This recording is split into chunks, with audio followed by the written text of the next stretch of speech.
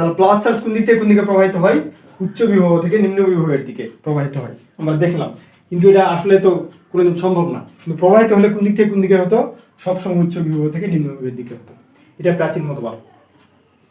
তাহলে আবার শোনো, খতে তোমাদের লিখতে দিবে প্রাচীন মতবাদটা ব্যাখ্যা করো। তখন তোমাকে এইভাবে বলতে হবে যে প্রাচীন মতবাদ অনুযায়ী ধনাত্মক চার্জের প্রবাহই হচ্ছে বিদ্যুৎ প্রবাহ, এবং এই ধনাত্মক চার্জটা সবসময়, অর্থাৎ প্রোটনটা সবসময় উচ্চ বিভব থেকে নিম্ন বিভবের দিকে যায়। এতটুকু লিখলে হয়ে যাবে, বুঝতে পারছো? আর যদি বলে আধুনিক মতবাদ বা প্রচলিত মতবাদ কি, বা আধুনিক দিক বা প্রচলিত দিক কি, এটা যদি জিজ্ঞাসা করে বা প্রশ্ন করে, তখন তুমি বলবা যে কোন পরিবাহের ভিতর দিয়ে ইলেকট্রনের প্রবাহ কি? বিদ্যুৎ প্রবাহ। ইলেকট্রনগুলো সবসময় নিম্ন বিভব থেকে উচ্চ বিভবের দিকে গমন করে। কে গমন করে? ইলেকট্রন গমন করে। আর